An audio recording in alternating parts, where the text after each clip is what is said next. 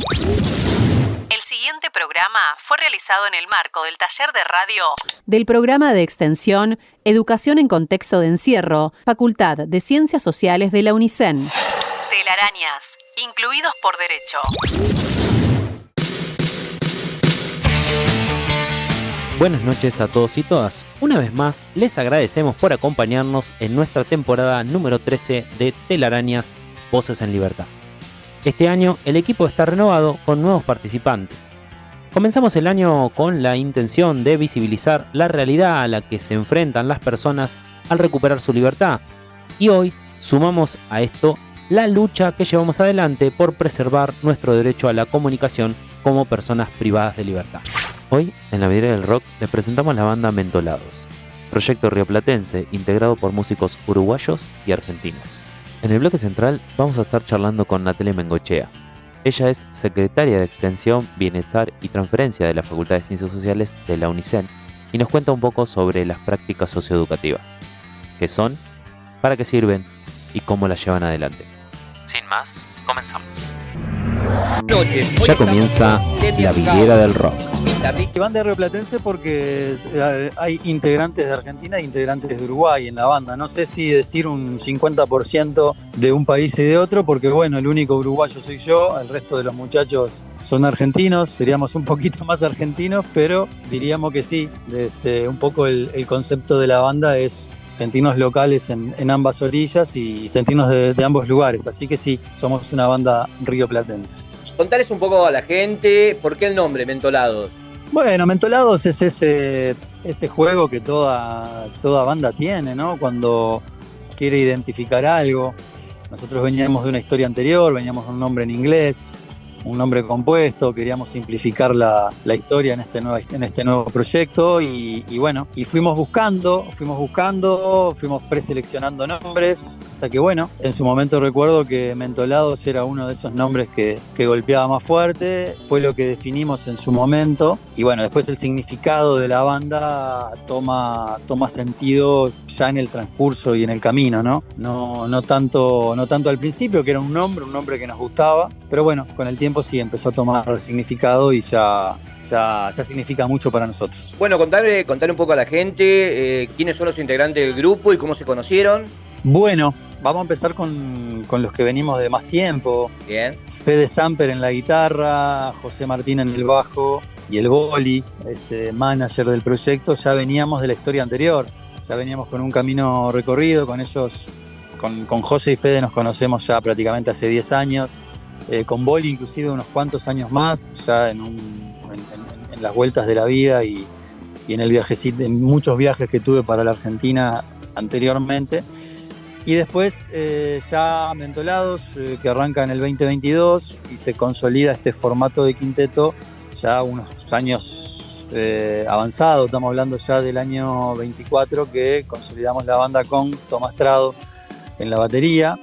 Anteriormente amigos bateros, tanto en Uruguay como en Argentina, nos fueron dando una mano. Y después Demian de los Santos, otro Demian en el cuadro, en este caso el Demian argentino, tipo con mucha experiencia de otros proyectos allá en Argentina, se suma siendo el quinto Mentolado. Consolidamos esta formación quinteto actual, tiene poquito tiempo en definitiva, y así consolidamos un quinteto a 2 guitarras, bajo, batería, voz y bueno, en este caso algunas canciones cantando con guitarra electroacústica.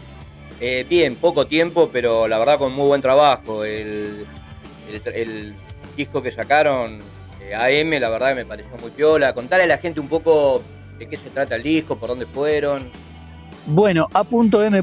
es un significado para nosotros que significa antes de Mentolados. Y en definitiva todas esas canciones que incluyen ese disco, bueno, fueron canciones que en su momento formaron parte del proyecto anterior. Obviamente tienen una reestructuración, una regrabación, remasterización, reproducción, nuevamente con la producción de Juan Bruno y Pepe Céspedes, ambos integrantes de Versuit, con quienes laburamos hace muchísimo tiempo. Y bueno, fue un poco refrescar o darle un sentido actual a esas canciones que bueno, que en definitiva nos acompañaron de un proyecto a otro, y claro, y si no hacíamos esto quedaban perdidas por ahí. Fue un poco poner en orden la casa, rescatar esa obra que habíamos generado de otra manera, por supuesto, tenía un concepto mucho más electrónico anteriormente, y bueno, llevar un poquito el sonido más rockerito, más guitarrero, que es un poco el sonido más orgánico que propusimos en esta etapa de Mentolados. Pero bueno, sí, es un disco de 11 canciones que de alguna manera es eso, es un poco la historia anterior a la banda, antes de Mentolados. Bien, perfecto. Contanos de este trabajo, un tema que vos digas nos representa, o escuchá este tema que es el que representa el disco. Bueno, yo te diría que la canción que abre ese disco, que para nosotros es muy significativa, es una canción que abre el disco y generalmente es una canción con la que cerramos los shows, que se llama Espiral.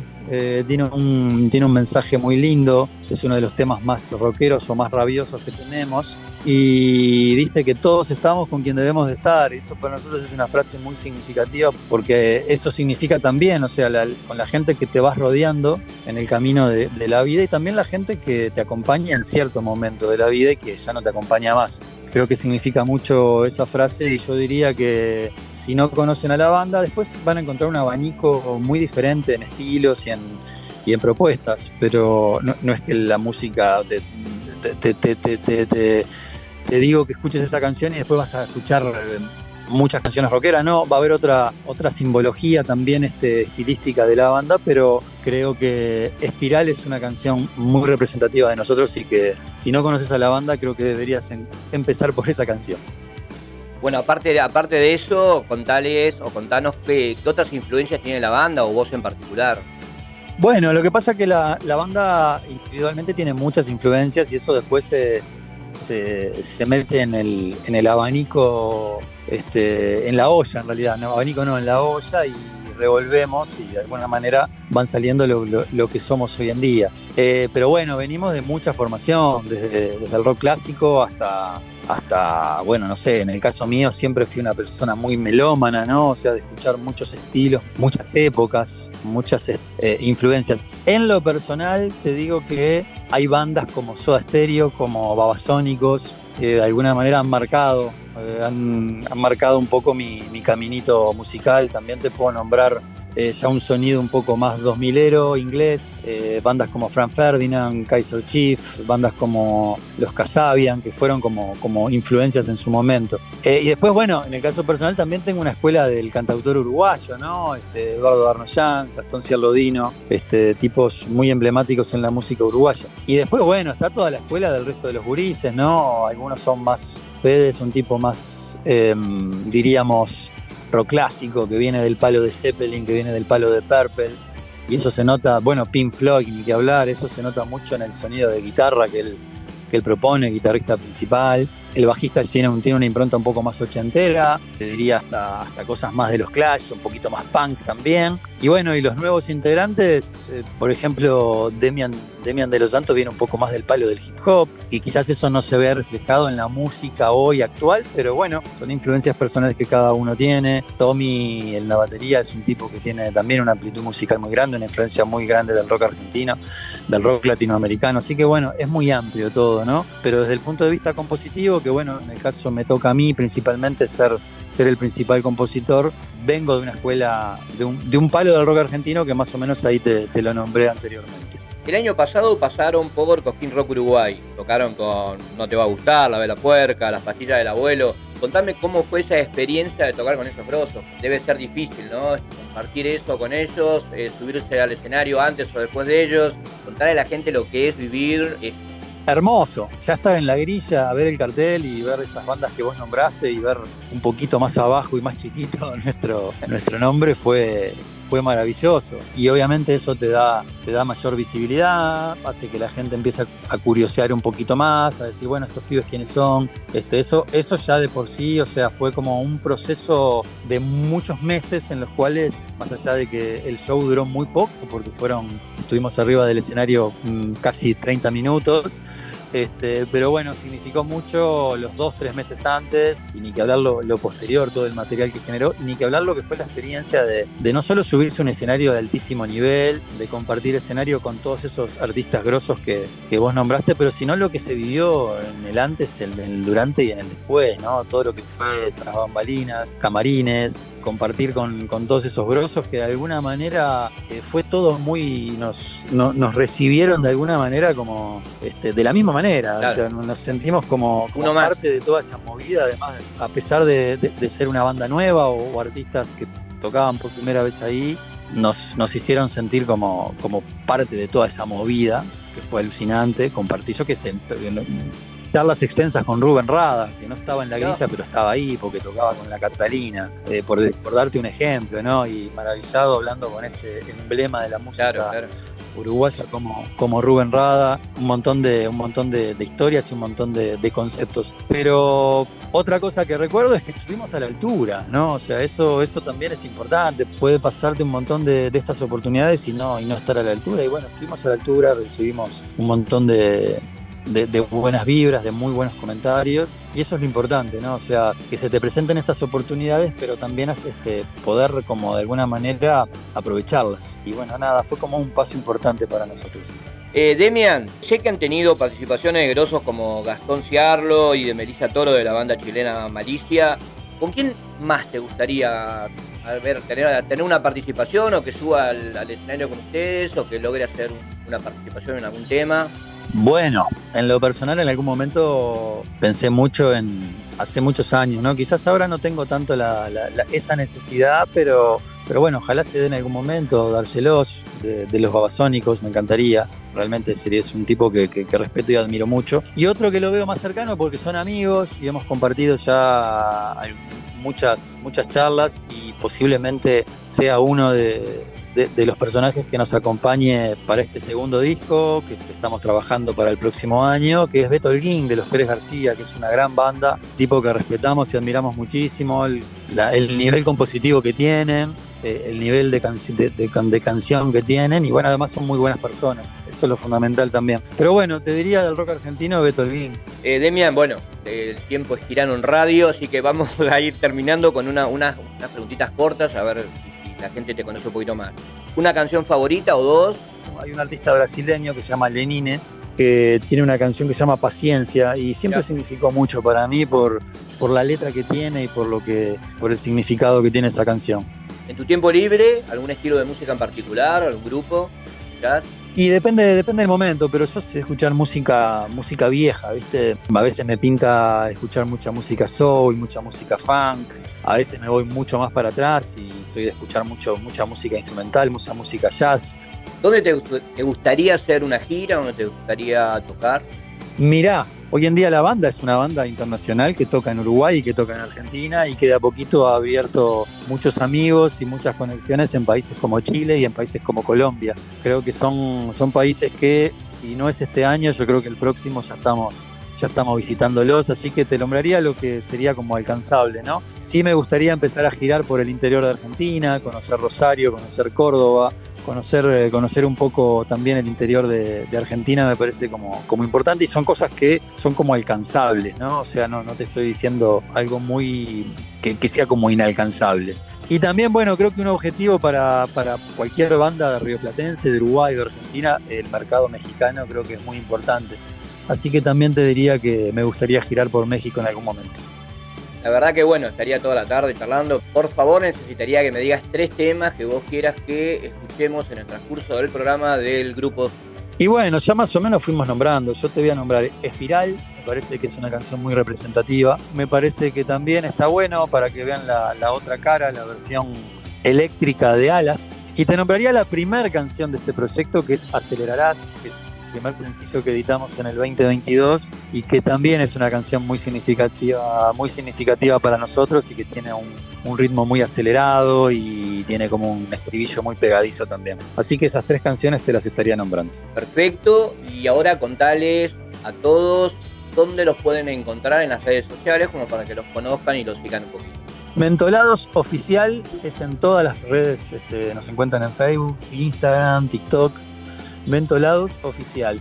También el canal YouTube, Mentolados Oficial, ahí tienen un montón de videos para ver, es un canal con mucho contenido. Y en Spotify obviamente nos encuentran como Mentolados, Spotify y todas las plataformas digitales. Más que gracias por la entrevista, por haber aceptado. muchos éxitos y bueno, gracias nuevamente. Bueno, les mando un gran abrazo, el placer es para nosotros. Sigan con esto, sigan con esa investigación, sigan con esa curiosidad de bandas emergentes que andan dando vueltas por ahí con buen nivel, con buenas canciones, que también están como intentando ganarse su lugarcito. Lleva mucho tiempo, lleva mucho sacrificio, y así que bueno, que estos pequeños lugares que nos brindan para contar un poco lo que hacemos y lo que somos son muy importantes. Así que nada, felicitarlos a ustedes por este espacio, agradecerles, y las puertas abiertas cuando necesiten y cuando quieran hablar con nosotros nuevamente, lo vamos a poder hacer. Así que agradecidos y nada, hasta la vuelta. Y ahora los invitamos a seguir escuchando Telarañas, Voces en Libertad. Hay voces que hablan, hay voces que dicen, el mensaje nos hace libres. La radio es el canal. 13 años junto a vos. Telarañas, Voces en Libertad.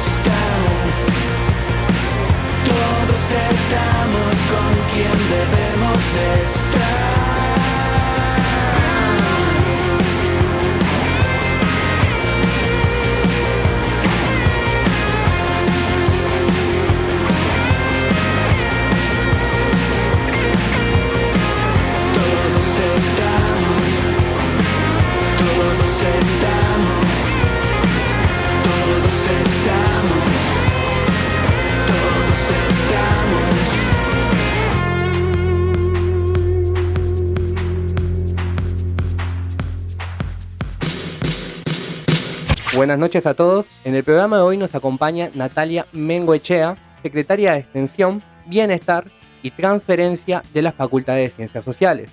También es la coordinadora de las prácticas socioeducativas del UNICEN. Con ella vamos a charlar sobre el puente necesario que se construye entre la universidad y la sociedad.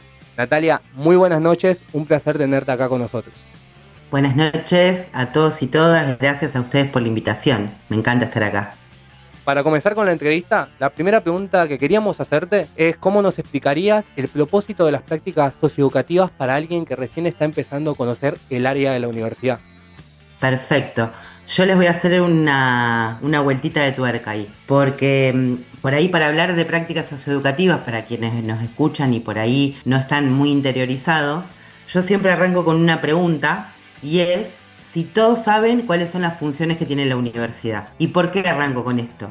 Es un poco adrede, porque la mayor parte de las personas cuando yo pregunto esto me contestan que las funciones de la universidad son la investigación y la docencia, ¿no? Y es verdad, son dos partes como fundamentales de la universidad. Pero hay una que nadie nombra y muy pocas personas conocen, que es otra función prioritaria que tiene la universidad y que es la social. O sea, nadie habla del compromiso social universitario. Partiendo desde ahí, vos me presentaste como secretaria de extensión. Entonces, muy pocas personas también saben qué es la extensión por eso mismo, porque, digamos, la parte de la función social que tiene la universidad se conoce poco. Y esto no ha sido inocente, digamos, la universidad que nosotros conocemos ahora no siempre fue igual y se ha ido cimentando a lo largo de los años que tiene la universidad de vida, me refiero como institución, se fue cimentando como al calor de ciertos debates y ciertas pujas. Entonces, siempre por ahí lo prioritario de la universidad fue la investigación y muy pocas veces se habló de la extensión. Entonces, a mí me gusta recalcar mucho esto del compromiso social universitario, porque parece que si no, la universidad fuera una fábrica de generar profesionales. Y nosotros, dentro de la universidad, si no estudiamos para poder cambiar nuestras realidades y tenemos eso como horizonte, es como que se pierde un poco la magia de estudiar en la universidad, principalmente la magia colectiva, porque si no queda como algo muy personal. Digamos, yo vengo a la universidad, me formo, me recibo, me gradúo de la carrera que estoy estudiando y ya está. O sea, ¿me sirvió a mí sola? No. Entonces, digamos, para recuperar eso colectivo y de aporte que tiene la universidad, está la extensión y está el compromiso social universitario. No solamente la extensión, digo, porque la investigación, si no sirve para mejorar las realidades de nuestro país, de nuestra patria, es como que no tiene mucho sentido, por lo menos es mi opinión, ¿no? Entonces yo empiezo con esa pregunta, porque digamos, para empezar a hablar de prácticas socioeducativas, tenemos que empezar a hablar de eso, el compromiso social universitario. En ese compromiso, la UNICEN, de la que somos parte, la Universidad Nacional del Centro, tiene un recorrido, ¿sí? Empieza, digamos, en algún momento la universidad, por ejemplo, no tenía Secretaría de Extensión. Empieza primero, digamos, en todo este recorrido, en toda esta historización, empieza con la Secretaría de Extensión para jerarquizarla, para darle un lugar a la extensión, para darle presupuesto. Digamos, uno cuando algo se convierte en un área y de área llega a ser secretaría, eso implica la jerarquización de ese lugar, digamos, darle presupuesto, que tenga trabajadores y trabajadoras que puedan hacer la cotidiana de todo esto. Empieza en ese recorrido y entre todas esas estrategias que piensa la universidad, que obviamente no está aislada, esto se está pensando en toda Latinoamérica, porque vivimos en una Latinoamérica que es bastante desigual. Entonces, ahí, ¿qué rol tenemos nosotros como universidad? Bueno, tratar de tener países un poco más equitativos y justos. Entonces, en esa estrategia que se da la UNICEN, por una parte está como la pata de territorialización, que ahí entran los PET, que capaz que lo han sentido nombrar, los puntos de extensión territorial, que es territorializar la extensión, es generar vínculos con el territorio. Nosotros muchas veces hablamos de territorio como si la universidad viniera de un repollo, de un plato volador, ¿no?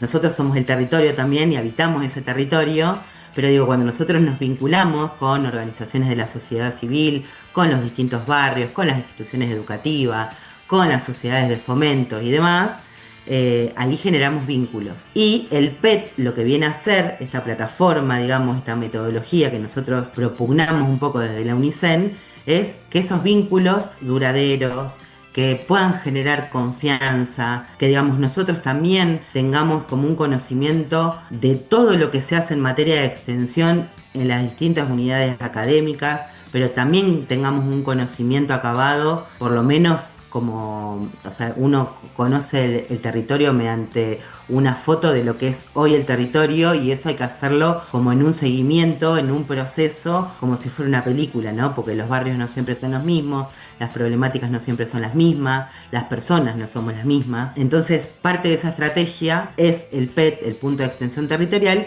y por otra parte se piensan en las prácticas socioeducativas. Entonces ahí empezamos, las PCE le llamamos nosotros. Vieron que la universidad, como toda institución, es un mar de siglas, PCE, PET, bueno, todo tiene sigla. Bueno, las prácticas socioeducativas es otra de esas estrategias. Y es la de tratar de que nosotros podamos, o sea, principalmente las prácticas es un acto pedagógico. O sea, eso no podemos deslindarnos de ese objetivo fundamental que tienen las prácticas socioeducativas. Es un acto pedagógico, por lo tanto, es un acto que se da en un aula.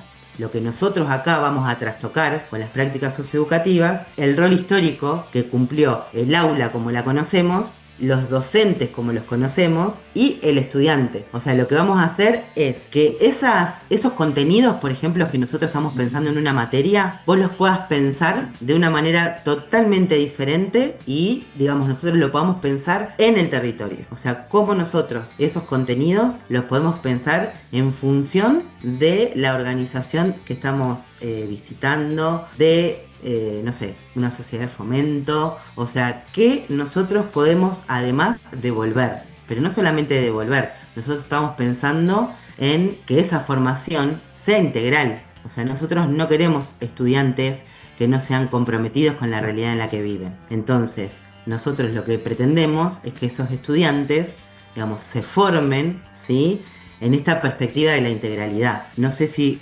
respondí, o sea, les hice toda la historización porque para que vean el sentido de por qué se crean las prácticas socioeducativas. Hola Natalia, bienvenida. Te quería ¿Cómo saludar estás? primero que nada porque no te puedo saludar. Natalia, nos interesó muchísimo lo que contás, esto de que las prácticas son un acto pedagógico, ¿no?, y social. Por eso quería consultarte, ¿cómo buscan que estas prácticas no sean solo una actividad académica más, sino un aporte real a las necesidades de la comunidad? Bien, o sea, cada cátedra o cada espacio, digamos, dentro de la facultad se va a dar distintas estrategias. Nosotros en realidad lo que siempre reforzamos es que esos contenidos primero están curricularizados, ¿no? O sea, eso quiere decir que vos, como docente, a tu materia la vas a pensar con esos contenidos en contextos reales y con problemáticas reales. Entonces, uno lo que intenta primero es hacer un diagnóstico. Vos cuando estás en un lugar, lo primero que tenés que hacer es diagnosticar la realidad. Desde ya que cada una de las materias va a poder aportar desde su disciplina o también, digamos, apelando un poco a la creatividad, ¿no? Pero hay cuestiones estructurales, digamos, el que tiene que resolverlas es el Estado, ¿no? Nosotros no podemos desde una cátedra solucionar quizás cuestiones que son como más profundas. Pero sí hay un montón de cosas, un montón de aportes que por ahí a veces se piensan que son insignificantes y para una organización o para un barrio o para cualquier otra institución que nosotros visitemos es importante. Por ejemplo, no sé, ustedes saben que este año arrancó una práctica socioeducativa de una materia de las del tronco común, digamos. Entonces, digamos, todos los ingresantes van a hacer esa materia que es producción de texto. Bueno, el producto de esa materia va a ser una crónica. Cada uno de los grupos que eligió una organización, una institución distinta, va a ser una crónica. Y en esa crónica, digamos, uno lo que cuenta, lo que trata de poner en valor es un poco la historia, que son cuestiones que por ahí para la institución están muy naturalizadas. Sin embargo, cuando vos lo podés como rescatar desde afuera y darle un formato, que eso sea un valor en sí mismo, digo, rescatar la historia del lugar, porque para las personas que son parte por ahí es algo común, digamos, es algo que es lo que conocen.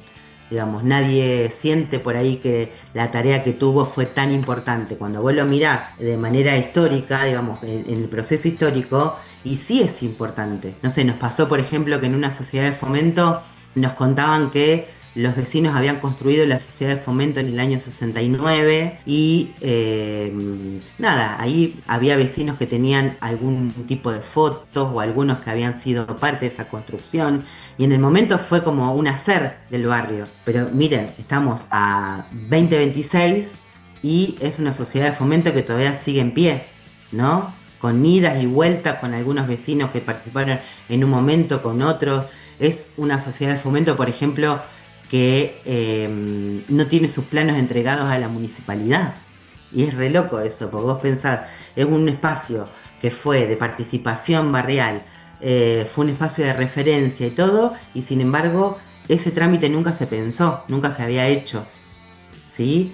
Ahí hicimos una práctica socioeducativa, cuando yo en el momento que estaba en el PET, hicimos una práctica socioeducativa con ingeniería, con una de las materias, para que los mismos estudiantes puedan ser los que generen los planos para después ser presentados, ¿sí? A la municipalidad y a la provincia. Digamos, son por ahí aportes que a uno desde como estudiante le puede parecer que son pequeños, pero para una institución o una organización son interesantes, ¿sí? Y si nosotros por ahí tenemos como una expectativa como muy grande de cambiarle la vida a las personas, ya si vamos con eso como de máxima, es como un montón y podemos frustrarnos. Entonces yo siempre les digo que todo aporte que hagamos, siempre y cuando sea co-construido con el otro, porque no es lo mismo nosotros suponer desde la universidad que el problema que tiene el barrio, la institución o la organización es tal, y que después la organización y la institución nos digan, y no, la verdad que no, ¿viste? O sea, yo eso no lo veo ni como un problema, por ahí se puede construir, el problema se puede construir, ¿no? Porque, qué sé yo, puede ser que para un barrio el agua potable, tener agua potable no sea un problema. Bueno, la verdad que sí es un problema, y eso es un derecho, y eso lo tenemos que construir de última como problema, ¿no? Pero siempre es muy importante la escucha, ¿sí? O sea, la escucha, cuando uno hace el diagnóstico, la escucha es fundamental en ese contexto. Entonces, todo aporte que nosotros hagamos es importante.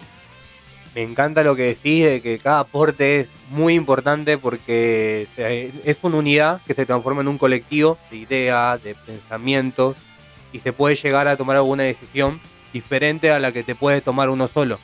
Es un aporte colectivo, es ayudarse, es acompañarse, y eso para mí también se puede tratar en una práctica socioeducativa. Es una sociedad ayudándose entre sí para poder llegar a un bien común. Totalmente. Lo que y ese ahora trabajo es colectivo. Es un trabajo colectivo, exactamente. Ahora mismo lo que vamos a hacer es ir a un pequeño corte y retomamos. Dale, los espero. A continuación escucharemos Alas de la banda Mentolados. Retomando con Telarañas, en este segundo bloque estamos de vuelta con Natalia Mengoechea, que nos estaba contando las problemáticas y las dificultades que se encuentran los estudiantes a la hora de hacer una práctica socioeducativa. ¿Cuál es el mayor desafío que sentís que enfrentan los estudiantes a la hora de transformar las problemáticas en oportunidades de aprendizaje para esa práctica socioeducativa? Mira, yo creo, según también la etapa que ese estudiante esté cursando, porque ustedes vieron que las prácticas socioeducativas pueden ser trayectos, digamos, que vos vas haciendo, puede ser en primero, puede ser en segundo, digamos, uno tiene que cumplir cierta cantidad de horas, pero eso puede ser en cualquier, digamos, momento de la carrera. La idea es que sea un proceso, o sea, que eso sea procesual, entonces vos, digamos, a medida que vos vas avanzando en la carrera, puedas como apropiarte un poco más de la herramienta de la práctica socioeducativa y tus aportes puedan ser más profundos y a conciencia, ¿no?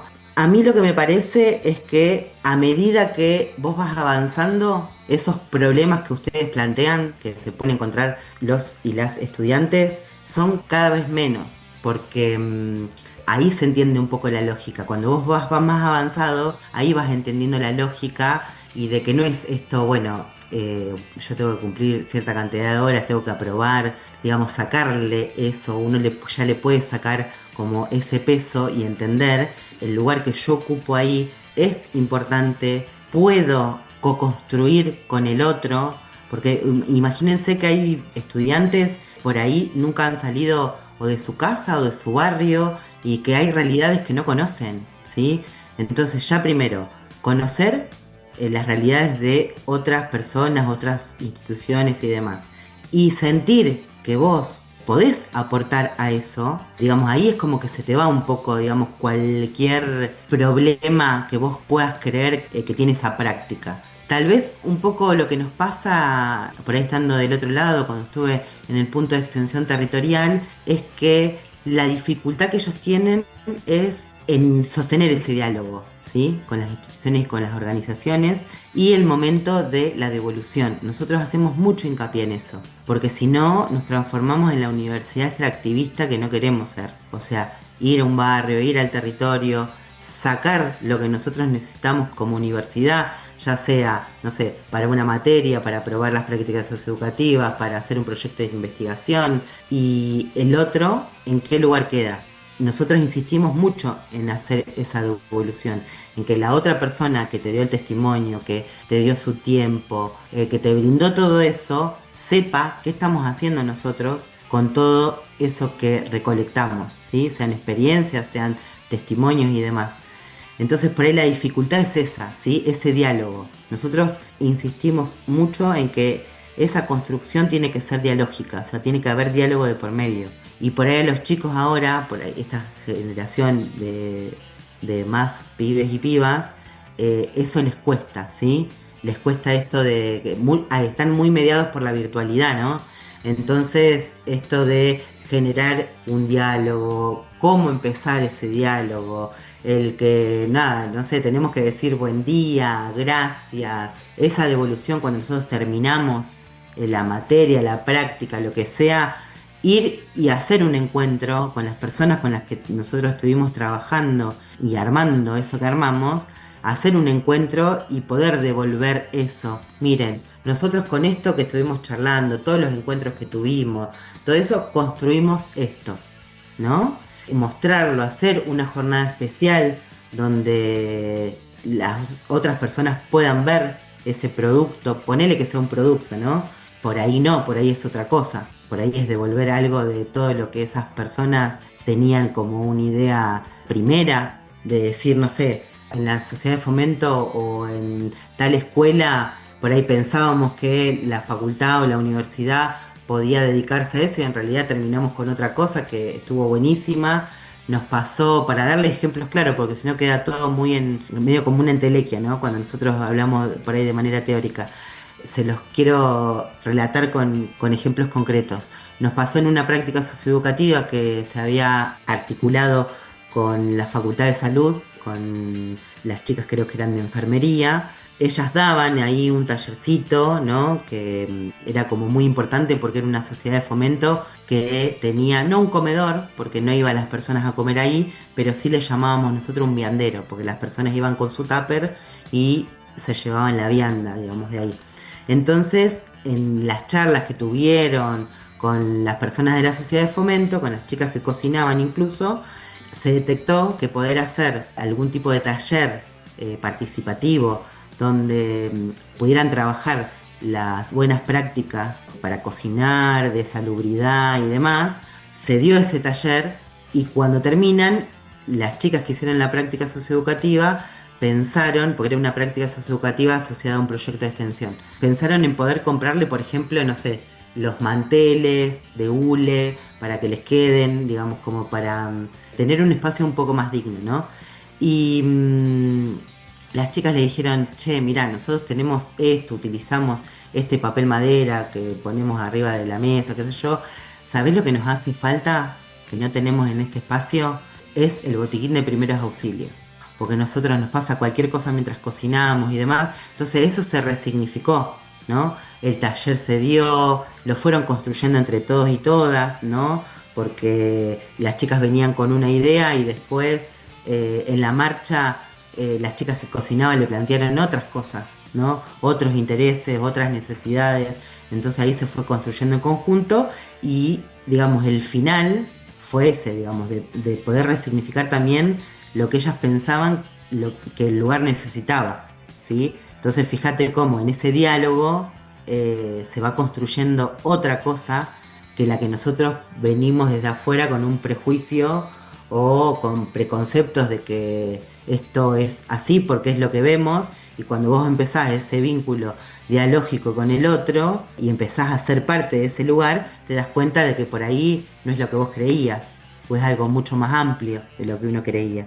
Natalia, perdóname, te vengo escuchando muy, muy atento porque las prácticas socioeducativas son relativamente nuevas. Sí. Nosotros por ahí que estamos algunos de nosotros con el plan viejo, no las adquirimos de principio, como decís vos, de inicio. Bien. Me interesa saber, en tu experiencia, estos vínculos que se forman con la comunidad, ¿se logran sostener con el tiempo desde que vienen haciendo estas prácticas socioeducativas? ¿Se logra esa intención de que el estudiante se comprometa o tome conciencia de que todos estamos de alguna u otra manera atravesados por el territorio y que eso implica, ¿no?, que en nuestro cotidiano transitemos nosotros esos espacios, por más que no, como decías vos recién, no prestemos atención a lo que está pasando en cada lugar, porque Total. obviamente no podemos vincularnos con todos.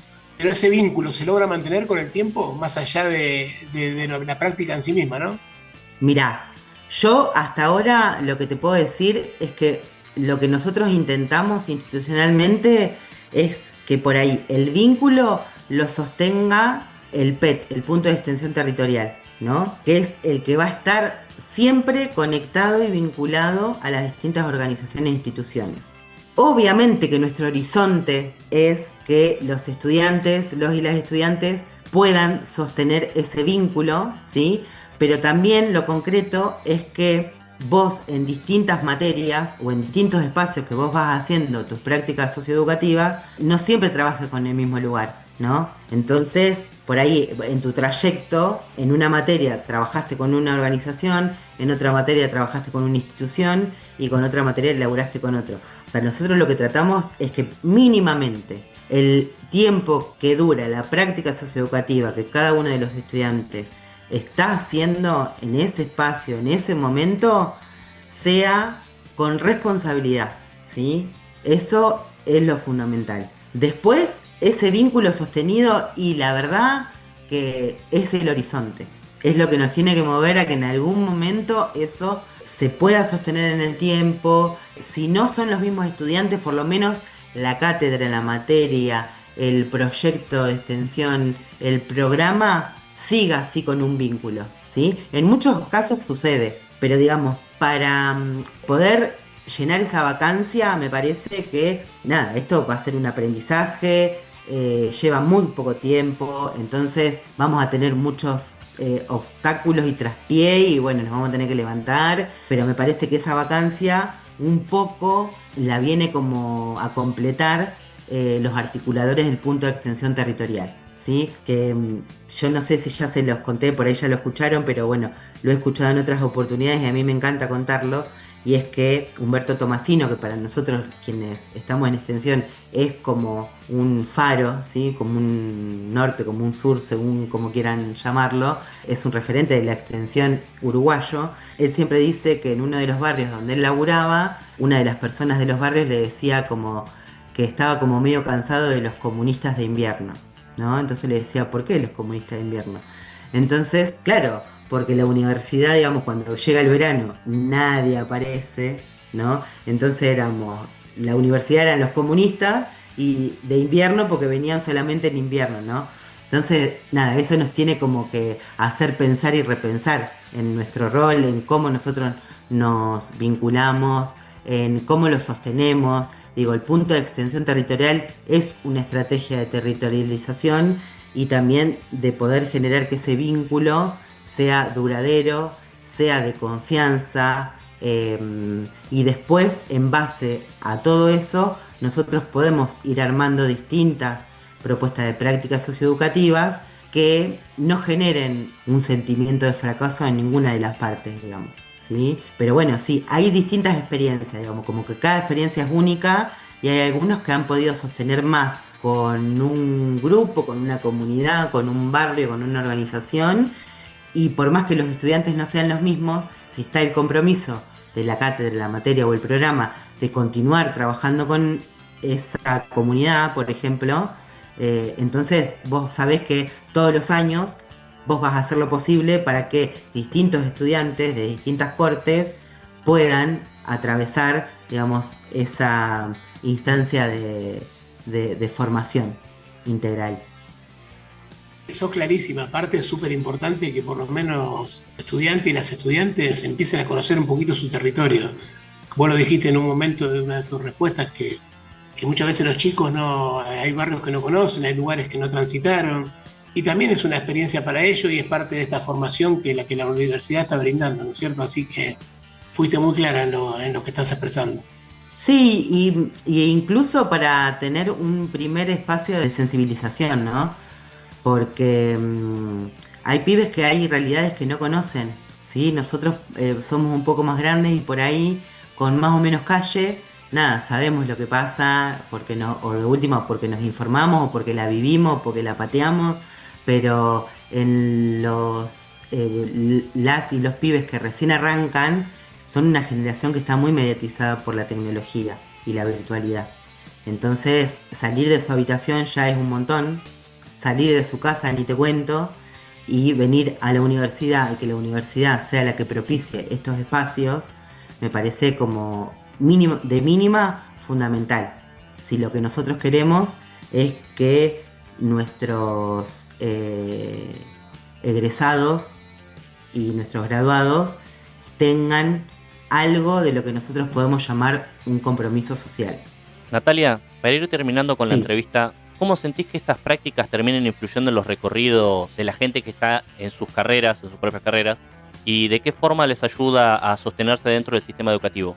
Nosotros en la resolución, los chicos y las chicas tienen que cumplir 50 horas, ¿no? A lo largo de su carrera. O sea, ya de mínima son 50 horas de que vos, como estudiante, tuviste la posibilidad de conocer otra cosa y que en una materia que uno piensa que va a ser en el aula, que va a ser con un docente que nos está explicando, que va a ser, digamos, todo ese imaginario que nosotros tenemos de lo que históricamente ha sido una clase, ¿no? Y el rol que cada uno cumple en esa clase, acá se trastoca. Ya de mínima, eso algo te genera, ¿sí? Ir a conocer otras realidades, saber de que vos sos importante y podés aportar algo en eso. Esto, un espacio de sensibilización, un espacio de conocer historia, un espacio de poder conmoverte con lo que pasa, con lo que te cuentan, con una historia de vida, no sé, con una historia de una colectividad, por ejemplo, o de un colectivo. Ya eso, sacarte de ese rol histórico que se le ha asignado al estudiante o al alumno, comilla, comilla, ya eso, sacarte de ese lugar, es un montón. Sensibilizarte también. Sentir que podés aportar algo a tu sociedad, mucho más. Entonces, digamos, para mí todo es ganancia en una práctica socioeducativa. Más allá que por ahí los pibes y las pibas al principio tal vez lo vean como una carga, puede ser que lo vean así, puede ser que para el docente sea un trabajo extra en el sentido de que vos tenés que repensar el contenido, tenés que repensar tu rol, dejás de ser como la figura, si se quiere, como de autoridad dentro del aula, porque ahora ya no estás dentro de un aula, estás allá afuera, digamos, estás en un barrio, en una organización, en una institución. Va a haber otro montón de personas que los estudiantes van a escuchar a pesar de vos, digamos, más allá de vos. Entonces, digamos, ya me parece que el solo hecho de que los chicos tengan todo este trayecto y este proceso de práctica socioeducativa, para mí es todo ganancia. E incluso para sus vidas personales.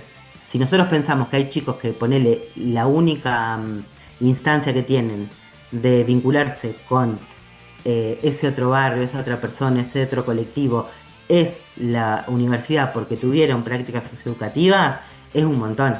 Después, nosotros, digamos, no podemos influir más allá de este espacio de formación cuando la persona ya se gradúa y es profesional. Ya ahí la persona va a hacer lo que quiera o lo que pueda, pero mínimamente nosotros poder brindar este espacio para los y las estudiantes me parece que ya de mínima es fundamental. Natalia, te queremos agradecer de corazón por haber estado participando con la radio, darnos tu charla, darnos tu conocimiento, porque como vos dijiste al principio, mucha gente no sabe bien ni siquiera lo que es una práctica socioeducativa y es muy bueno poder ayudar y poder aportar de una mirada más profesional para que podamos entender y comprender la importancia que tiene la práctica socioeducativa dentro de la universidad. Muchísimas gracias, en serio. Gracias a ustedes, gracias por el espacio, gracias por escuchar, gracias por interesarse en las prácticas socioeducativas, poder ser un agente más que difunda y, digamos, y genere interés, ¿no? Más allá de que es complejo para todo el mundo, por ahí pensar en hacer una práctica socioeducativa, para mí es fundamental y cambia a todas las personas que intervienen. Así que gracias, chicos. Muchísimas gracias, Natalia. Muy buenas noches. Continuamos con más Telarañas. Para cerrar el programa de hoy, los dejamos con Mentolados y su tema Acelerarás. Se nos termina el tiempo, así que apagamos los micrófonos por hoy. A vos, que estuviste del otro lado enganchado a esta red, mil gracias por la compañía de siempre. Te esperamos para seguir tejiendo historias el lunes que viene a las 20 horas. Acá, en Telarañas. Voces en Libertad. Hasta el próximo Telarañas. Facultad de Ciencias Sociales UNICEN.